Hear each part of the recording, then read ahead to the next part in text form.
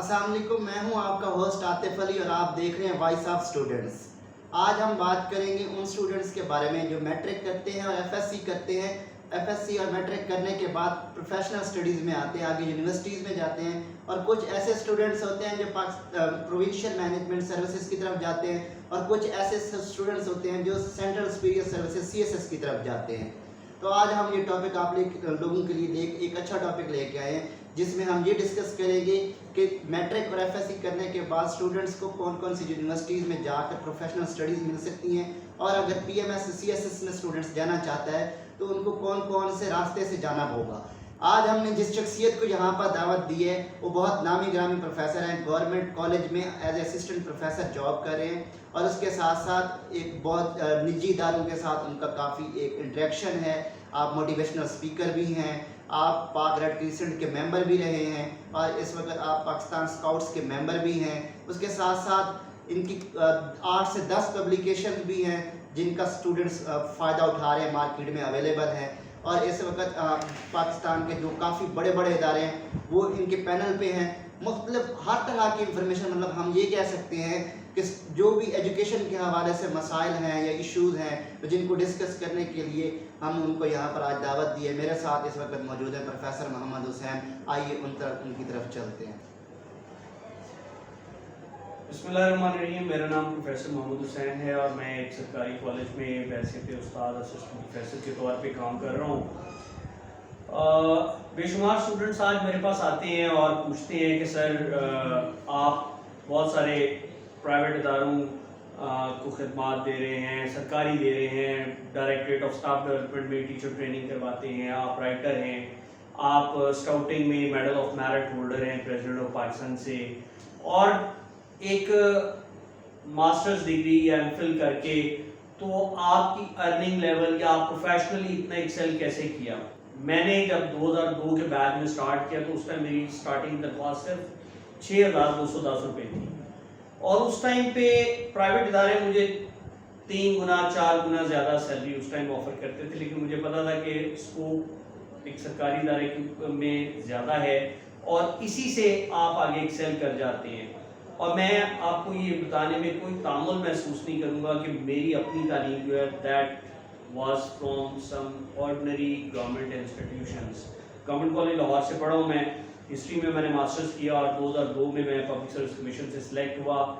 7-8 साल मैंने as lecturer काम किया और वहाँ से मैं as assistant director Lahore posting हो गई एंड ऑनवर्ड फिर डायरेक्ट सिलेक्शन 2010 के बैच में मेरी एज असिस्टेंट प्रोफेसर हुई और now I am going to be promoted as associate professor. मैं आज आपको सबसे पहले तालीमी तौर पर बताऊंगा कि आप एक अच्छा स्कोर कैसे गेन कर सकते हैं और उसके बाद फिर बात होगी PMS और CSS कॉम्पिटिटिव एग्जाम्स और गवर्नमेंट जॉब्स अगर आपके प्रेफरेंस पे है या प्रोफेशनली आप कहीं और जाना चाहते हैं। तो सबसे पहले हम स्टार्ट करते हैं कि आपने तालीमी तौर पर एक अच्छा स्कोर कैसे लेना है।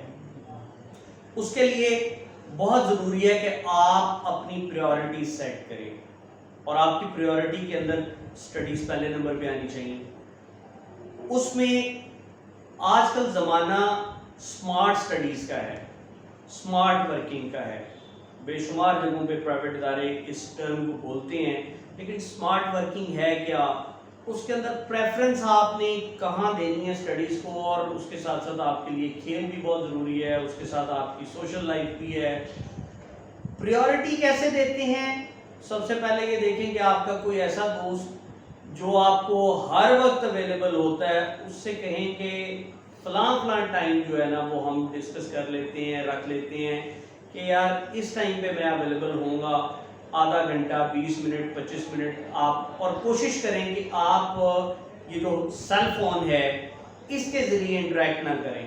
आप फिजिकली उस दोस्त से मिलें, शाम में आधा घंटा बैडमिंटन खेल लें, जॉगिंग कर लें, घंटा फुटबॉल खेल लें, क्रिकेट खेल लें, लेकिन वो 1 घंटे तक ही हो और उसके बाद बाकी का टाइम आप स्टडीज़ को दें। और ये नहीं कि मुसलसल आपने पढ़ते जाना है, आप 1.5-2 घंटे के बाद 5 मिनट का, 10 मिनट का, 15 मिनट का ब्रेक लें, नमाज पढ़ें या आप क्या उसको कहते हैं खाना खाएं, इंटरेक्ट करें फैमिली के साथ और उसके बाद दूसरे वक्फे में फिर पढ़ना शुरू कर दें।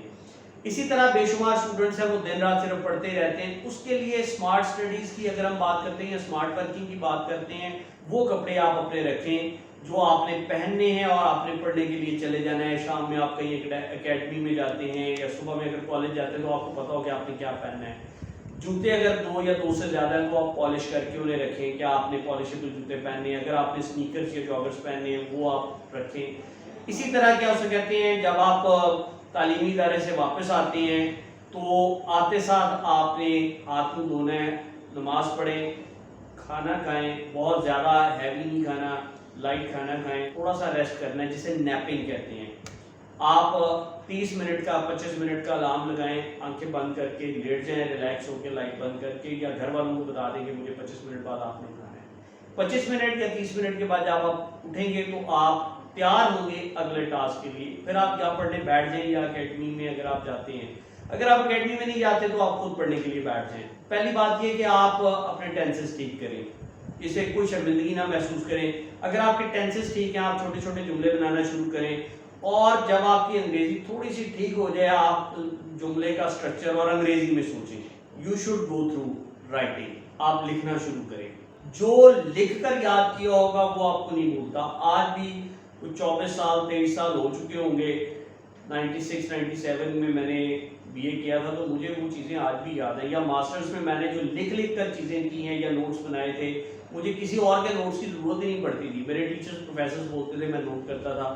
تو وہ ایک وہ طریقہ بھی ہے کہ آپ کلاس کے اندر بھی اگر جاتے ہیں, ٹیچر بتا رہا ہے تو آپ چیزیں کچھ لکھ لیں.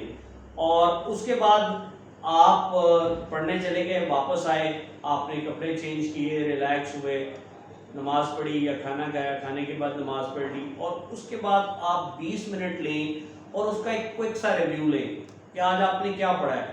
دیکھیں آج اگر ایک بات میں آپ سے کر رہا ہوں اور آپ سے 5 منٹ کے بعد پوچھا جائے گا تو آپ اسے آسانی سے بتا دیں گے. لیکن اگر یہ 2 دن کے بعد میں پوچھوں گا تو آپ کو یاد کر کے بتانی پڑے گی کہ کیا بات ہوئی تھی, اور 10 دن کے بعد شاید آپ کو یاد نہ رہے اتنی آسانی سے, یاد کروانے پر یاد آئے گا.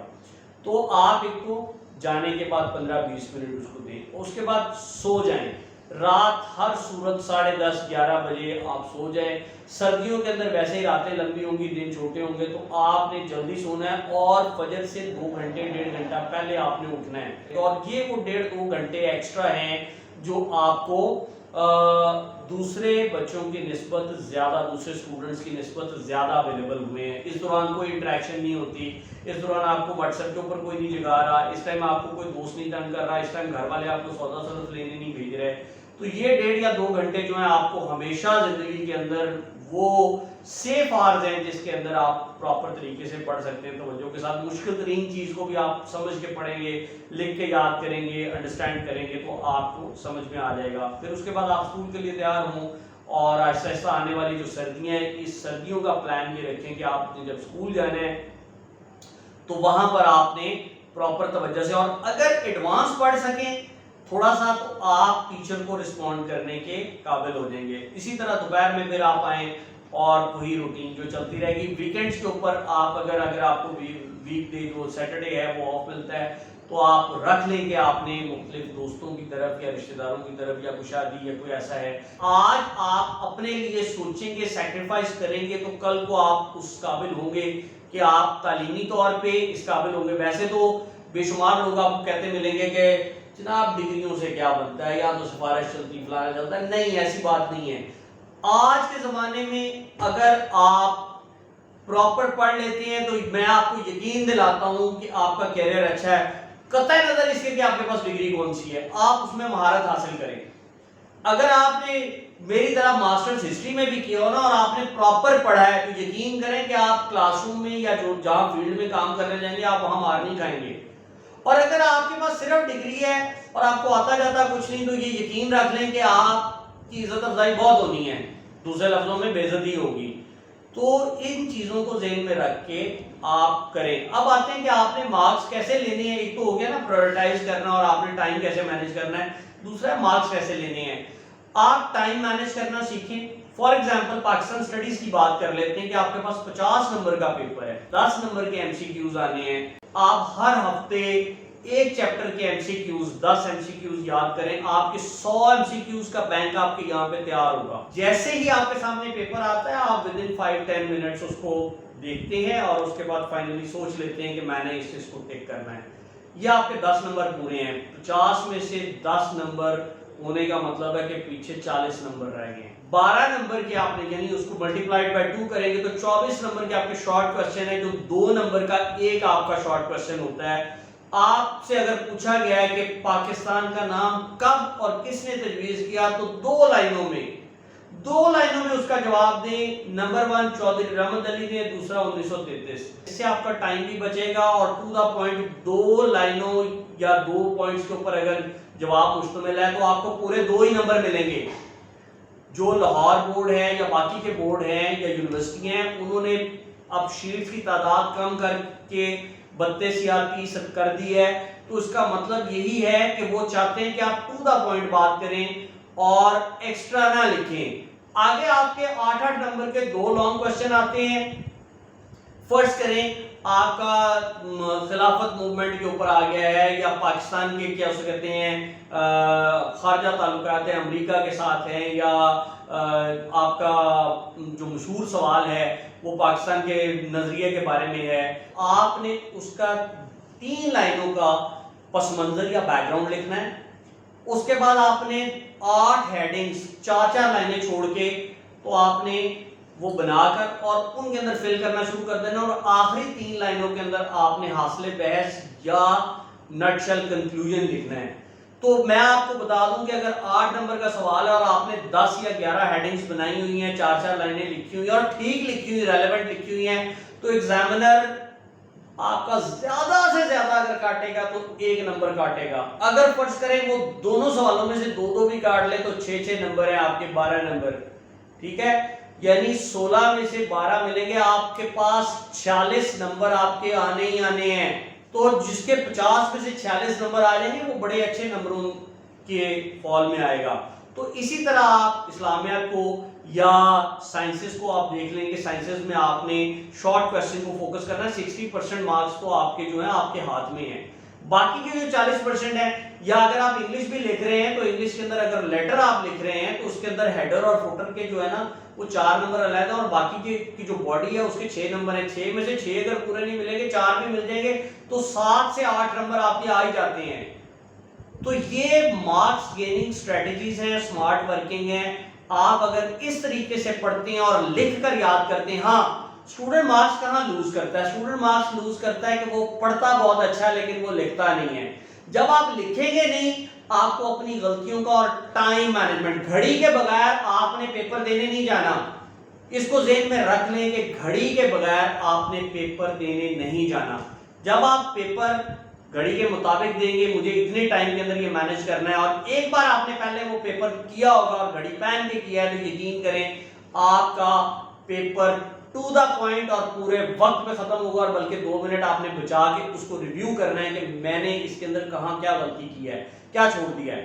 اس سے بھی بہت فائدہ ہوگا آپ کا. ٹھیک ہے جی, یہ آپ کا ہو گیا اکیڈمکس کا, آپ اچھے مارکس لے لیتے ہیں. اب ہم نیکسٹ آپ کی جو ویڈیو ہوگی اس کے اندر ہم بتائیں گے کہ آپ نے کیریئر وائز کیا کیا ہے, تو کہاں جانا ہے. میں اس چینل وائس آف اسٹوڈنٹس کے ذریعے دوبارہ آپ سے انٹریکٹ کروں گا اور آپ کو بتاؤں گا کہ آپ لائف کے اندر کیسے ایک اچھے پروفیشنل یا اچھی جو پروفیشن کی جو اٹھان ہے یا آغاز ہے وہ کر سکتے ہیں. انشاءاللہ آپ سے دوبارہ بات ہوگی. شکریہ, اللہ حافظ.